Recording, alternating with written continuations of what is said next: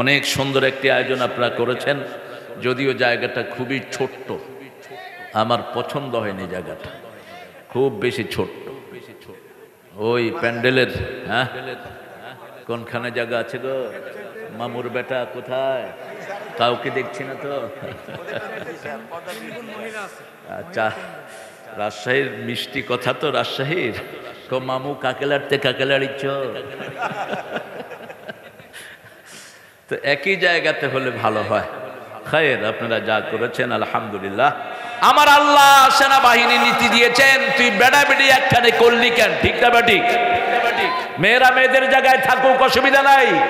কিন্তু এখন পুরুষ আর সেনাবাহিনীর মধ্যে, পুলিশের মধ্যে বেড়া আর বেড়ি একসাথে ডিউটি করে কিনা?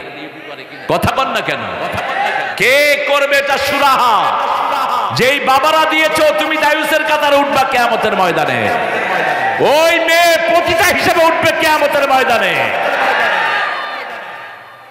পুলিশ সাহেবদের মনোরঞ্জনের ব্যবস্থা হয়েছে, দেখেন না পত্র পত্রিকা কি আসে এগুলো? কে কইছে তোরে এটা করার জন্য? প্রথম যখন মহিলা পুলিশ গঠন করা হয়, আল্লামা সাইদি রাহমাহুল্লাহ, তিনি এয়ারপোর্টে দেখেছে মহিলা পুলিশ। কয়, মা তুমি পুলিশ হইলা কেন? কয়, জাতীয় সম্পত্তি রক্ষা করার জন্য। তিনি বললেন, তোমাকে আল্লাহ যে সম্পদ দিছে এটা রক্ষার জন্য তো 10 জন পুলিশ লাগে, তুমি আবার কি জাতীয় সম্পদ রক্ষা করবা? আফগানিস্তান আজকে পৃথিবীর 3 নম্বর দেশ অর্থনৈতিক দিক থেকে। কয় নাম্বার? এই 3 বছর আগে আমরা তাদেরকে ভিক্ষা দিয়েছি, এই আফগানকে। সেই আফগান এখন মোল্লারা ক্ষমতা নিয়েছে, তালেবান, জামাত ইসলামের আরেকটা ভার্সন এটা। ওদের নেতা আল্লামা মওদুদী আমাদের দেশের টুন্ডা হুজুররা চিনল না, আজে বাজে কথা বলে, ঠিক না বেটি? বিশ্ববিখ্যাত সিরাত গ্রন্থ যেটা রাহিকুল মাকতুব, এটার অধিকাংশ রেফারেন্স হলো সিরাতে সরওয়ার আলম থেকে। ওটার লেখক কে? আল্লামা মওদুদী। তাদেরকে বলা হলো, ভাই আপনারা আগে 230 আফগানিস্তানি টাকা দিলে $1 পাওয়া যেত, এখন 60টা দিলে পাওয়া যায়। এত উন্নত আপনারা কেমনে হয়েছেন? আপনাদের আফগানিস্তানের গাঁজা আফিম ছাড়া আর কিছুই হতো না। তারা বলছে, আমরা কালেমাকে বসিয়েছি ক্ষমতায়। 2 নম্বরে আমরা মহিলাদেরকে ঘরে ঢুকিয়ে দিয়েছি।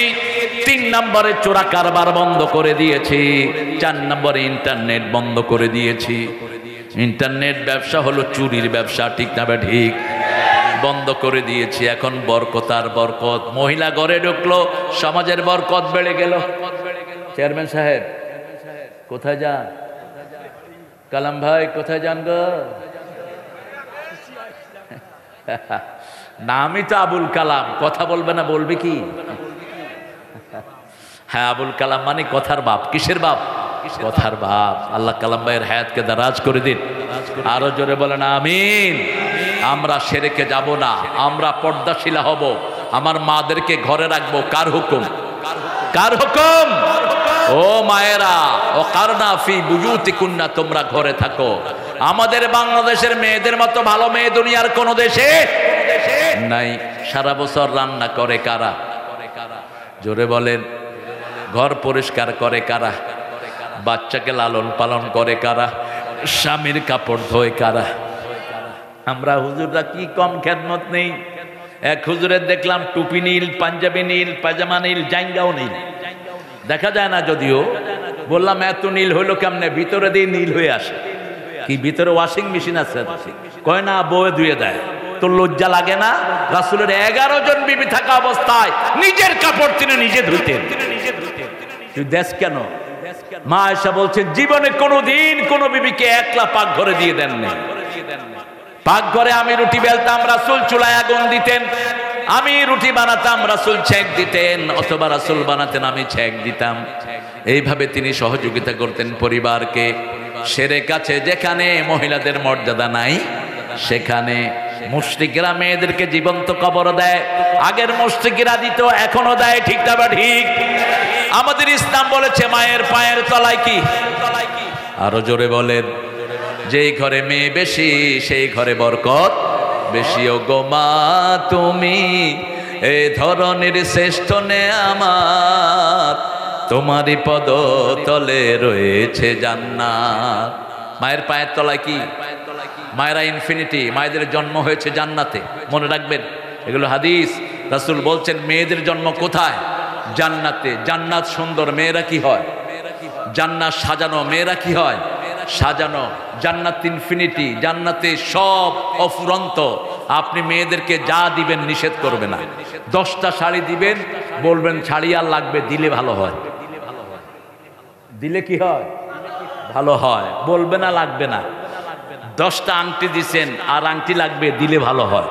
এটা তাদের দোষ না, তারা কথা বলে তাড়াতাড়ি। এই জন্য রাসূল বলছেন এদের সাথে কখনো বিতর্কে যাবা না। বিতর্কে যাবা ফ্যামিলি ভাঙবে, ঠিক না ঠিক? কারণ ওর গলা দ্রুত, ও কথা বলে মিনিটে তার এই ঘটনিটা 120 বার লড়ে, আর পুরুষের নড়ে মাত্র 60 থেকে 65 বার। পুরুষ এক কথা বলতেও 5 কথা বলে বসে থাকে। কারণ ওর গলা যদি দ্রুত না হতো তিনি তো বাচ্চাদেরকে শিখাতে পারতেন না। তিনি বাচ্চাদেরকে শিখান একই মায়ের 5টা শিশু মায়ের থেকে কথা শিখে, ঠিক না বা ঠিক? কেমন আছেন আপনারা? আলহামদুলিল্লাহ। আমরা ভালোই থাকি, খারাপ থাকে খুনিরা। আমরা ভালোই থাকি, খারাপ থাকে মতিউর রহমান নিজামীর ফাঁসিদানকারীরা। খারাপ থাকে আল্লামা সাইদির খুনিরা। খারাপ থাকে কামরুজ্জামান আলী হাসান মুজাহিদের খুনিরা। খারাপ থাকে সালাউদ্দিন কাদের চৌধুরীর খুনিরা। আমরা ভালোই থাকি। কার কথা? কার কথা? ইন্নাল আবরারা লাফি নাঈম ওয়া ইন্নাল ফুজ্জারা লাফি জাহিম। নেককাররা সব সময় নেয়ামতের ভিতরে ডুবে থাকে, চোর ছেচর খুনিরা সব সময় জাহান্নামে থাকে। কার কথা? মানবেন তো আল্লাহর কথা? থাকবেন তো আল্লাহর দলে? হাত তুলে দেখান।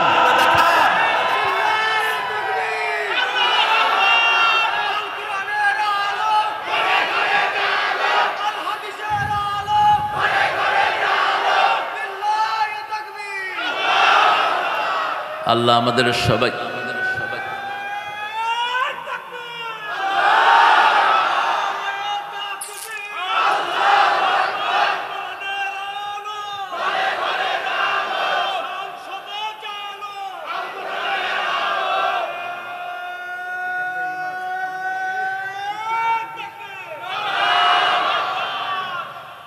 এই যে তাকবীর স্লোগান দিলে সোয়াব না গুনাহ।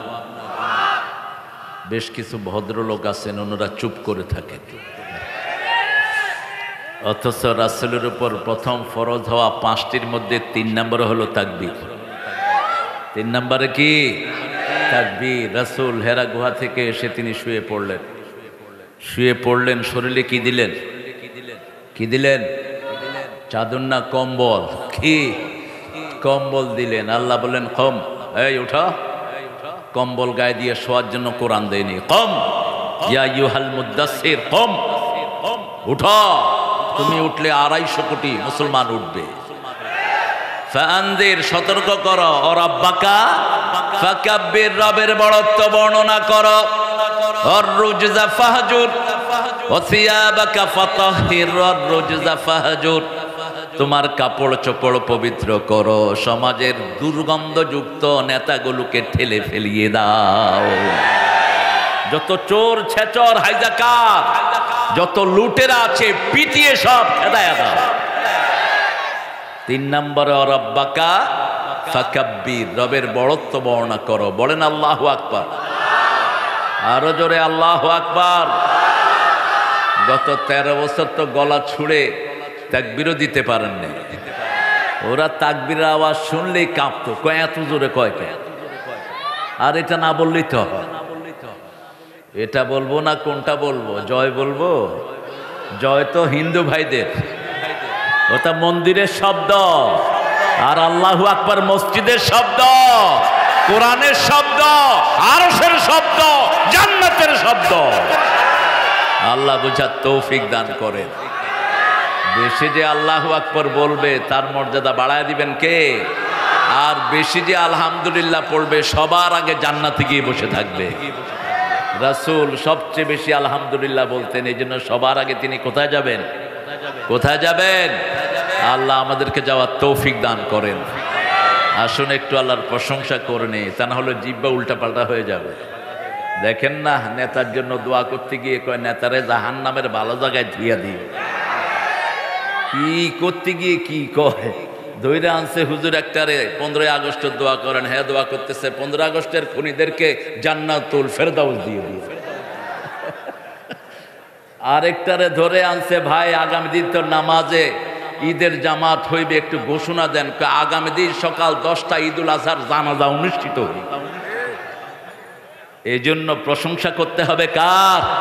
পড়েন আলহামদুলিল্লাহ, লাকাল হামদ ইয়া রব কামা ইয়ানবাগি লিজালালি ওয়াজহি ওয়া আযীমি সুলতানিক সুবহানাল্লাহি ওয়া বিহামদিহি আদাদা খালকিহি ওয়া রিদা নাফসিহি ওয়া জিনাতা আরশিহি ওয়া মিদাদা কালিমাতিহি।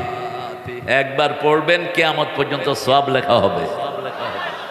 মিস করবেন না এটা। রাসূল প্রতিদিন সকালে কয়বার পড়তেন? সন্ধ্যায়, প্রত্যেক নামাজের পরে একবার। এত বিশাল দোয়া এটা, কোন নবী আলাইহিস সালামের কপালে এই দোয়া জোটে নেই। এই দোয়া হলো বিশ্বনবী মুহাম্মদ সাল্লাল্লাহু, মা জুয়াইরিয়ার বরকতে আমরা এই দোয়াটা পেয়েছি, মুসলিম শরীফের দোয়া। আর আগে যেটা পড়েছি, একজন সাহাবী পড়েছেন, ফেরেশতার কলম বন্ধ হয়ে গেছে। ফেরেশতা বলছে, মা আকতুবু আলা হাদা ইয়া রব, could you tell me what should I write against this dua, this prayer? Allah says, write it the way he said it, I will reward him.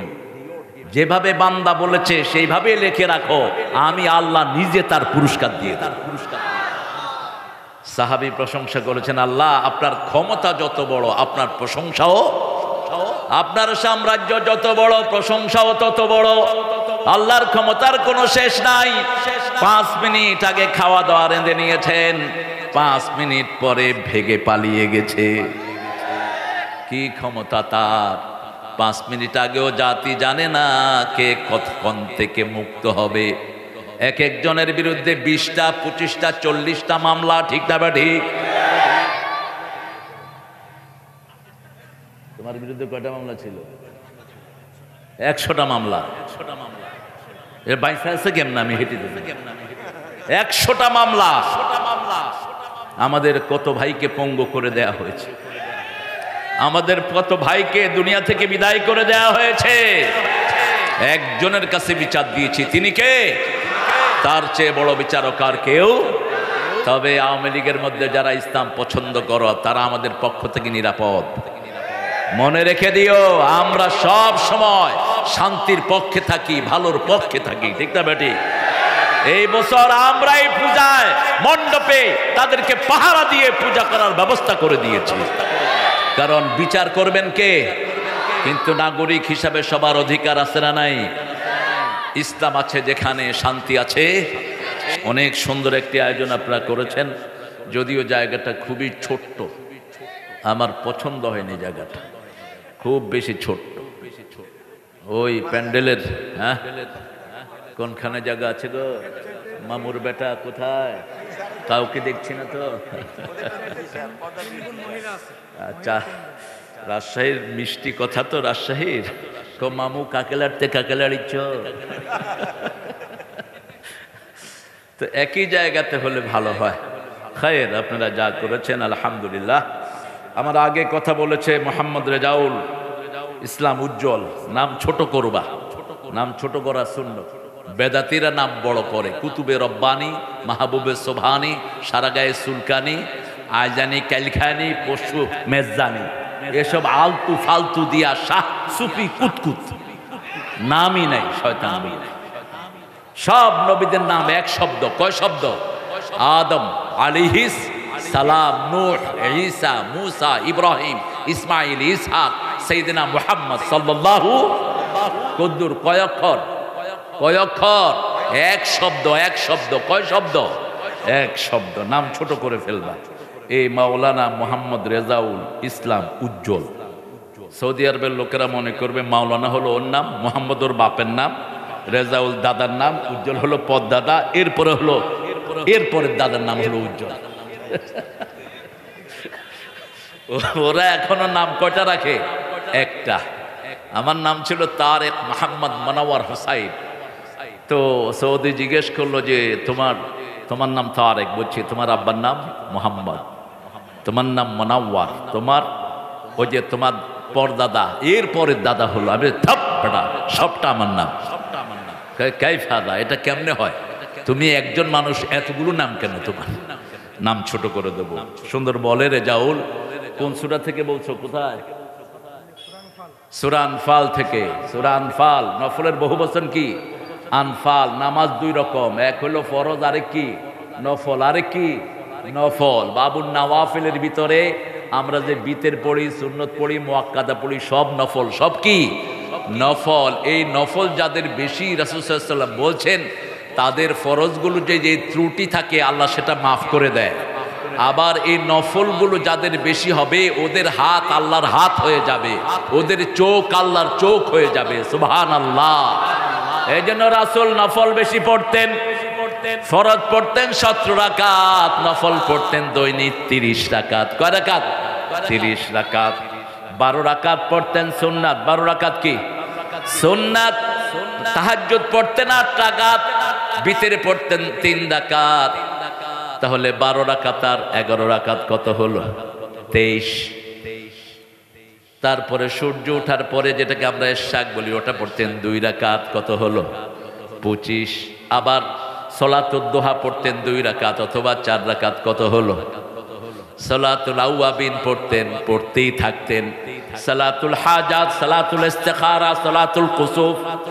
সূর্যগ্রহণ, চন্দ্রগ্রহণ, এমন কোন সময় নাই যখন তিনি নামাজ পড়তেন না। বেলালকে বলতেন আযদিন ইয়া বেলাল আরহিনি বিসসালাত, ও বেলাল আজান দাও, আজান দিয়ে আমার কলিজাটা ঠান্ডা করে দাও। যখনই কষ্ট অনুভব করতেন কোথায় দাঁড়াতেন? কোথায়? নামাজে। আল্লাহ আমাদেরকে দাঁড়ানোর তৌফিক দান করুন। আরো চিৎকার করে বলেন আমিন। আনফাল অসাধারণ একটি সূরা, প্রত্যেকটা সূরাই অসাধারণ। তবে আনফাল পুরোটাই হলো যুদ্ধনীতি। পুরোটা কি? যুদ্ধনীতি। কোথায় ধরবি, কোথায় মারবি, আনফালে আছে না নাই? আল্লাহ বলছেন আগে গর্দানে দিবি, তারপরে গিরায় গিরায় মারবি। আমার আল্লাহ সব শিখিয়ে দিয়েছেন। ইসলামকে আমরা যত ঠান্ডা মনে করি, ইসলাম কি আসলে ঠান্ডা? না। ইসলামের নবীর মতো গরম নবী, সমস্ত নবী এত গরম না। 10 বছরে 80টা যুদ্ধ চালনা করেছেন রাহমাতাল লিল। নিজে 27টাতে সেনাপতি, 13 বছর কাউ থেকে প্রতিশোধ নেন নাই, বিচারও দেন নাই। চোর ছাচোরের কাছে কি চেরে বিচার দিবেন? বিচার দিয়েছেন একজনের কাছে, তিনি কে? মদিনায় গেলেন আর বললেন আমার মদিনার দিকে যারা চোখ তুলবা, চোখ আমি উপড়ে ফেলে দেব। আমার মদিনাকে যারা আক্রমণ করবা, আমি নিজে তাদের বিরুদ্ধে যুদ্ধের ময়দানে নামবো। 27টাতে নিজে যুদ্ধ করেছেন সেনাপতি। কয়টা? আর 80টা বাকিগুলি তিনি নিজে চালনা করেছেন। চিঠির ভাষা কি ছিল? বিসমিল্লাহির রহমানির মিম মুহাম্মদ ইলা সুলতানে ফারিস। মুহাম্মদের পক্ষ থেকে তৎকালীন বিশ্বের সবচেয়ে বড় শক্তিকে লিখছেন আসলিম তাসলিম, ইসলাম গ্রহণ কর, শান্তিতে থাকবি। আর যদি গ্রহণ না করস তলোয়ার নিয়ে ময়দানে আস। তলোয়ার ফয়সালা করবে। আমাদেরকে যুদ্ধের ভয় দেখায়ও না, আমাদেরকে মৃত্যুর ভয় দেখায়ও না। আমরা কাফনের কাপড় মাথায় বেঁধে রাস্তায় নামি। শাহাদত আছে যেখানে, আমরা আছি।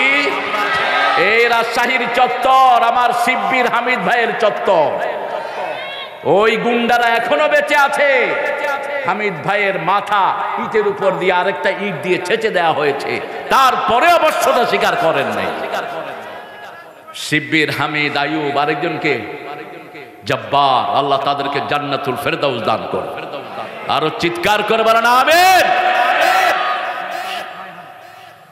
হ্যাঁ, 5ই আগস্ট রাইহান, আল্লাহ তাকে জান্নাতের রাইহান বানিয়ে দিক। হাসান হোসেনকে রাসূল ডাকতেন রাইহান। কি ডাকতেন? রাইহানাতুল জান্নাহ, smell of paradise. Hasan Hossain গা থেকে সুগন্ধ নিতেন রাহমাতাল লিল, আর বলতেন এই দুইটা হলো জান্নাতের খুশবু। জান্নাতের কি খুশবু? রাইহানাতুল জান্নাহ। কথা বলেছে আগে কারি মাওলানা আব্দুর রাজ্জাক বিন ফাজিল। কোথায় ফাজিল? হ্যাঁ, এই ফাজিল, জামাতের রোকন হবি ফাজিল, নইলে কিন্তু কামিল বানায় ফেলাম একদম। আমার অত্যন্ত আদরের, কাউন মিল্লাত থেকে পাশ করেছে, সুন্দর কথা বলেছে। আজকের আমাদের সভাপতি মোহাম্মদ রোকনুজ্জামান ভাই, না কামারুজ্জামান, আপনি তো শহীদ হয়েছেন, আপনি এখানে আসছেন কেন? আল্লাহ কামরুজ্জামান ভাইকে ইসলামের জন্য কবুল করুন। তবে সভাপতির দাঁড়ি থাকলে আর একটু সুন্দর হইতো। হ্যাঁ, কি বলেন? রেখে দিবে, রেখে দিবে, মানুষ সুন্দর রেখে দিবে। অনেক দামি মেহমানরা এখানে এসেছেন, স্টেজে সবাইকে আনতে পারলে আমাদের ভালো হতো। অনেক ওলামা হযরত এসেছেন, আমি যাদের ছাত্র হতে পারলে ধন্য হতাম, কিন্তু সবাইকে স্টেজে আনতে গেলে তো স্মার্ট স্টেজ হয়ে যাবে, সেজন্য সবাইকে আনা হচ্ছে না। আর অনেক স্যাররা এসেছেন, primary sir, high school, college, university sir, বিভিন্ন পেশায় জড়িত আবাল বৃদ্ধা বনিতা, পর্দার আড়ের মা এবং বোনেরা। সবচেয়ে বেশি এসেছেন চাষি ভাইয়েরা, ঠিক না? চাষি, কোন নবী চাষি ছিলেন বলেন তো? কোন নবী? সব নবী কম বেশি চাষ করেছেন, তবে ফুল চাষি ছিলেন আদম আলাইহিস সালাম। রাসূল সাল্লাল্লাহু আলাইহি সাল্লাম বলতেন, কালকে যদি মনে করো কিয়ামত হবে, আজকে একটা গাছ তুমি লাগাও, এই গাছের পাতা, এই গাছের অক্সিজেন, এই গাছের ফল যারা খাবে, তোমাদের আমলনামায় সওয়াব যেতে থাকবে। রাসূল সাল্লাল্লাহু আলাইহি সাল্লাম বলেছেন, কোথাও বিজিত হলেও কোনো গাছের পাতা ছিল না, প্রত্যেকটা গাছের পাতাই হলো আমাদের জন্য অক্সিজেন চেম্বার। কি বরকতি মানুষ! আল্লাহ আমাদের চাষি ভাইদেরকে কবুল করুন। আরো জোরে বলি আমিন। রাসূল চাষিদেরকে খুব ভালোবাসতেন। একদিন দেখেন মসজিদে নববীর সামনে এক চাষি বসে লাউ বেচতেছে। কি বেচতেছে? লাউ। রাসূল পিছের থেকে এসে চোখ টেপে ধরছে, এরকম করে চোখ টিপে ধরছে। এখন চাষি কখনো চিন্তাই করে নাই যে রাহমাতুল লিল আলামিন তাকে এত ভালোবাসতে পারে। রাসূল বলছেন, বলো তো কে তোমার চোখ ধরেছে? তিনি কখনো চিন্তাই করেন নাই। রাসূল সাল্লাল্লাহু আলাইহি সাল্লাম, তিনি ভুবনের প্রিয় মুহাম্মদ, একজন চাষির চোখ এইভাবে টিপে ধরবেন, চাষি বলতে পারল না। রাসূল সাল্লাল্লাহু আলাইহি সাল্লাম বললেন, তোমার শ্রেষ্ঠ বন্ধু তোমার চোখ টিপে ধরেছে। ছেড়ে দেওয়ার পরে চাষি দৌড় মেরেছে, আমি সফল, মুহাম্মদ সাল্লাল্লাহু আলাইহি সাল্লাম আমাকে শ্রেষ্ঠ বন্ধু বলে গ্রহণ করে নিয়েছে, আমি সফল। চাষিদের প্রথম চাষের জিনিসটা রাসূলের বাড়ি তারা পৌঁছে দিত। আল্লাহ আমাদের সব চাষিদেরকে আপনি ইসলামের জন্য কবুল করেন। বাংলাদেশে চাষিদের অধপতনের কারণে বাংলাদেশ উন্নত হয় না। চাষিরা আসল ভাগ তাদের পায় না, ঠিক না? ঠিক। মধ্য শর্তভোগীরা ভাগ খেয়ে যায়। এজন্য ইউনূস সাহেবকে বেশি কিছু আবদার দেই না। আপনি যে কদিন আছেন, সিন্ডিকেট গুলো ভেঙে থুয়ে যান। যে সমস্ত জায়গায় সিন্ডিকেট আছে এগুলোকে কবর দিয়ে যান, তা না হলে আপনিও বদদুয়া থেকে বাঁচবেন না। আর্মির সহযোগিতা নেন। আমাদের চাষিদের উপর মধ্য শর্তভোগী যে শয়তানগুলো বসে আছে, এদেরকে বাজার থেকে আউট করে দেন, ঠিক না? ঠিক। আল্লাহ সকল চাষিকে কবুল করুন। আমাদের অনেক মা বোনেরা এসেছেন, সব মা বোনদেরকে আল্লাহ কবুল করুন। আমাদের হিন্দু ভাই বোনেরা এসেছেন, যারা কোরআনকে ভালোবাসেন, তাদেরকেও আল্লাহ কবুল করুন। আমি আজকে কোরআন থেকে একটা সূরা নেব ইনশাআল্লাহ। আপনারা বলেন তো, রাসূল সবচেয়ে বেশি কোন সূরা পড়তেন? চিৎকার করে বলেন। সূরা ফাতিহা। তারপরে কোনটা পড়তেন? সূরা বাকারা। ঠিক আছে, বললেই হবে। এক স্যার জিজ্ঞেস করছে, বিউটিফুল বানান কর, ছেলে এ থেকে জেড পর্যন্ত বলছে। কয় কি ব্যাপার? তালাশ করে নেন যেটা যেটা লাগে। আপনি বলবেন একটা, আমি বলবো একটা, ঠেলাঠেলির দরকার কি? ভালো, আপনারা খুব ভালো। আল্লাহ বলছেন, তোমাদের এক একজনের সাথে এক একজনের সম্পর্ক, যেমন আমার সাথে আমার ছেলের সম্পর্ক বেশি, ঠিক না? ঠিক। আমার পরে আমার মিরাজ পাবে কে? আমার ছেলে, আমার মেয়েরা। আল্লাহ বলছেন, আমারও একটা সূরার সাথে ডাইরেক্ট সম্পর্ক, ওই সূরাটা যে পড়বে তার সাথে আমার সরাসরি সম্পর্ক হয়ে যাবে। সেই সূরাটা কোনটা?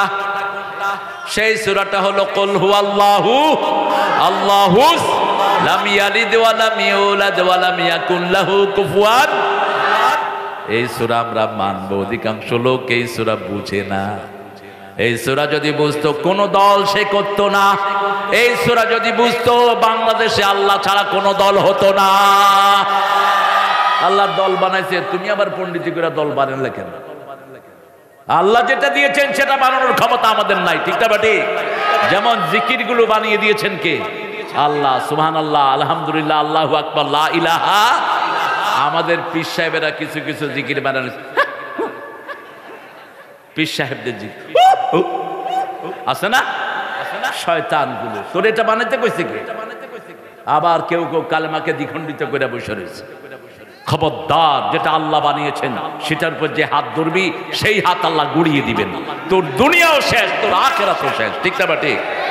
দল করতে হবে কার? আল্লাহর দল করবেন তো? বানাইছেন আল্লাহ, দল করব কার? তাহলে প্রথম পড়বো সূরা ফাতিহা, আস্তে আস্তে পড়বো, দৌড়ে না, আস্তে আস্তে আস্তে ধীরে ধীরে প্রতি আয়াতে থেমে থেমে পড়বেন। কারণ প্রত্যেক সূরা ফাতিহার প্রত্যেক আয়াতের সাথে কথা বলেন কে? আল্লাহ কথা বলেন। আল্লাহর সাথে কথা বলবেন না? যেমন আপনি আমাকে জিজ্ঞেস করেন আপনি কেমন আছেন, আমি বলবো আলহামদুলিল্লাহ আমি ভালো আছি। এখন আপনি যদি বলেন আপনি কেমন আছেন, কোন সময় আসছেন, কি খাইছেন, কি দিয়া খাইছেন, আমি বলবো এটা পাগল নয়, এটা কি পাগল। তো আমরা তো পাগলামি করি। আল্লাহু আকবার, আলহামদুলিল্লাহ রাব্বিল আলামিন আর রহমানির রহিম মালিকি ইয়াউমিদ্দিন। পোলাপানে শুনতে থাকে, যখনই আল্লাহ দোয়াল্লিন কয় বিপদ একটা দূর হয়েছে। কেন এটা করবেন না? এটা করব না, এটা কোরআন নিষেধ। কোরআন শরীফে আল্লাহ বলছেন ওয়ালাত্তিলিল কোরআনা তারতিলা, থেমে থেমে পড়বা। রাসূল সাল্লাল্লাহু আলাইহি ওয়াসাল্লাম প্রতি আয়াতে থেমে যেতেন। মা আয়েশা সহ অনেক সাহাবায়ে কেরাম বলতেন এত থেমে থাকতেন মনে হতো পরের আয়াত রাসূল ভুলে গিয়েছেন, এতটা থেমে থাকতেন রাহমাতাল লিল আলামিন। এরপরে পড়তেন ইযা জাআ নাসরুল্লাহি, কাউসার, নসর, আসর, এই তিনটা সূরা পড়তেন কুল ইয়া আইয়ুহাল কাফিরুন, আবার পড়তেন সূরা জিলজাল। এই কয়টা সূরা যার কাছে থাকবে তার সাথে তোমরা মেয়ে বিয়ে দিয়ে দিও। কি বিয়ে দিয়ে দিও? মেয়ে। রাসূল সাল্লাল্লাহু আলাইহি ওয়াসাল্লাম বসে আছেন মসজিদে নববী, এক মহিলা সাহাবী এসে বলছেন জাওয়াজনি ইয়া মুহাম্মদ, হে মুহাম্মদ আমাকে আপনি বিয়ে করেন। আমাকে কি করেন? বিয়ে করেন। এখন বিব্রত অবস্থা, রাসূল নিচের দিকে তাকিয়ে আছেন সাল্লাল্লাহু। পৃথিবীর সবচেয়ে লজ্জাশীল মানুষ ছিলেন মুহাম্মদ রাসূলুল্লাহ, তিনি নিচের দিকে তাকিয়ে আছেন। অন্য একজন সাহাবী বলছেন ইয়া রাসূলুল্লাহ, বুঝেন না, আপনি যদি না করেন আমি আছি, আমার জন্য ঠিক করে দেন। রাসূল বললেন তোমার মোহরানা দিবা কোত্থেকে? মোহরানা আছে নাকি? বলছে গরিব মানুষ ইয়া রাসূলুল্লাহ। বলছে তোমার কাছে সূরা কাউসার আছে নাকি? আছে। সূরা জিলজাল আছে নাকি? আছে। সূরা কাফিরুন আছে নাকি? আছে। সূরা নসর আছে নাকি? আছে। রাসূল সাল্লাল্লাহু আলাইহি ওয়াসাল্লাম বললেন এই মেয়ে তুমি তার সাথে বিয়ে বসে যাও।